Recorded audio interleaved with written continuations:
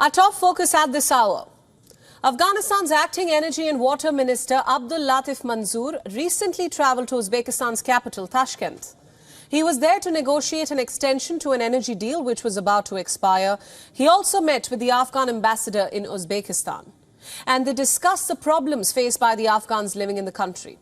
Now, all this sounds pretty normal for a government official on a foreign visit, right?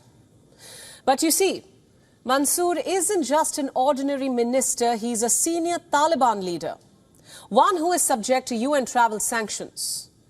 Mansur was a member of the Taliban Supreme Council. He was a senior Taliban commander in eastern Afghanistan. The UN Security Council had imposed sanctions on him as early as 31st January 2001, almost 22 years ago. And yet, he roams about freely in a UN member state, negotiating energy agreements for a globally unrecognized government.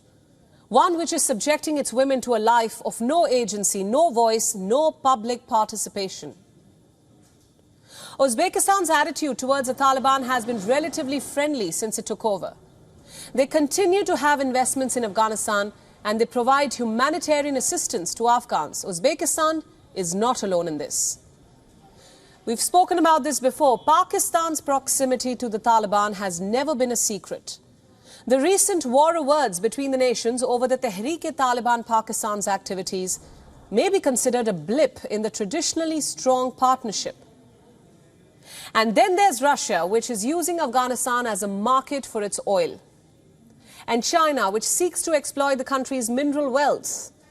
The Taliban's acting commerce and industry minister highlighted the foreign interest recently. Listen in. All our contracts with Russia are at the final stage. We have some contracts with domestic companies as well in order to support and involve them in this field too. But you know that domestic companies have some limitations. We have applicants in the agriculture field as well. Iran is interested in investing in Afghan land which is close to water. China also wants investment in this field, and some other countries also want to invest in the fields of agriculture, livestock and industry.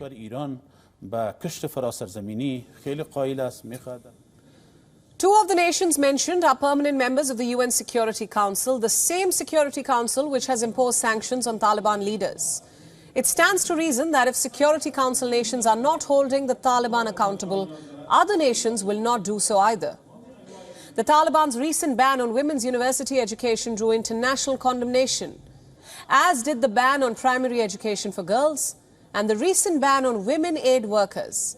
Afghan girls and women are not being allowed to study. Many women-led NGOs have stopped functioning.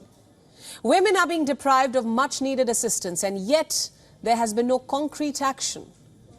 The UN humanitarian chief will visit Afghanistan in the coming weeks. The UN has said that international aid will stop if the Taliban does not reverse its women aid worker ban. But is that even likely? Reports say the Taliban has been freely dipping into the aid coffers, that they provide food and goods to their supporters. This actually helps keep them in control. But let's not forget, this aid is life-saving for the Afghans. Hundreds of thousands may die. Can the world really afford to look away? You see, there are no easy solutions, but one thing is clear. What the UN has been doing so far is not having much of an effect. The Taliban continue to grow bolder. The coming days could see more restrictions on women, more foreign trips by sanctioned terrorists, and more deals with Security Council members. And through all this, ordinary Afghans will bear the brunt of the UN's inaction.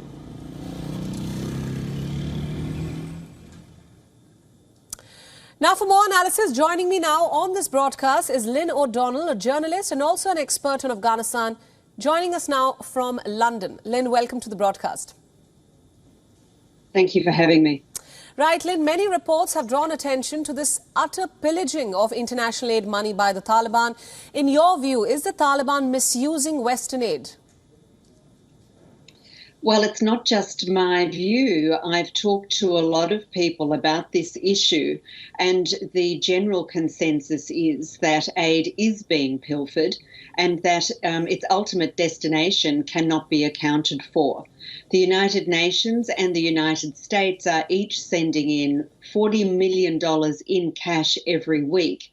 It's deposited in a couple of different banks, in the central bank, which is controlled by the Taliban, and the Afghanistan International Bank, where the separate UN agencies have their accounts. And from there, it is withdrawn and it is disseminated across the country. But its ultimate destination cannot be accounted for, and people tell me that Taliban control the lists of recipients, and in those areas where the distribution is under UN control, after the UN supervision has ended, the Taliban officials, figures in particular regions, then get the aid, cash, food back, and then redistribute it to their followers.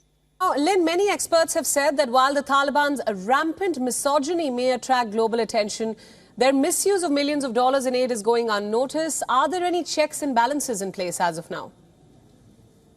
Well, no, not really. And, you know, the misogyny and the way women are being treated that we're seeing is really harking back, as you said, to when the Taliban was in control from 1996 to 2001. There should be no surprises here. Girls haven't been able to go to secondary school for the whole time since the Taliban have been in power, 16 or 17 months now. So how they were going to proceed to university anyway is open to question. Why has this particular issue struck such a note with the international community? And then we have women not being allowed to work for charity organisations anymore. I don't really think that we should be surprised. What I think we should be doing is looking at what this masks and whether or not the plight of women and the treatment of women is being used specifically by the Taliban, right, to get attention for that while hiding what's going on elsewhere. It's a possibility. Right. That's a very good point that you've raised there, Lynn, which brings me to my final question. Tens of millions of dollars are being flown into Kabul every week by the United States and the UN, but sources inside the country say that the money fails to reach those who need it. So the bigger question arises, where is this aid money going? Are there concerns that the Taliban may still be engaged in organized crime involving heroin, for instance?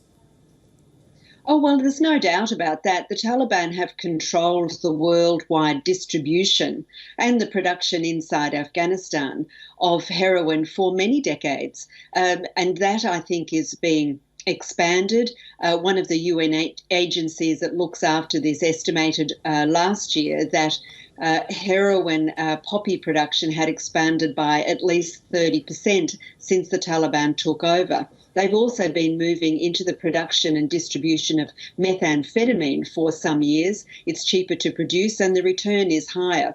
The Taliban is an organised crime syndicate. And why it should have changed when it makes so money out of its criminal activities is a question that has no answer, because they haven't changed. I think what we need to be looking at is the sources of their money. Why aren't they spending the money they have?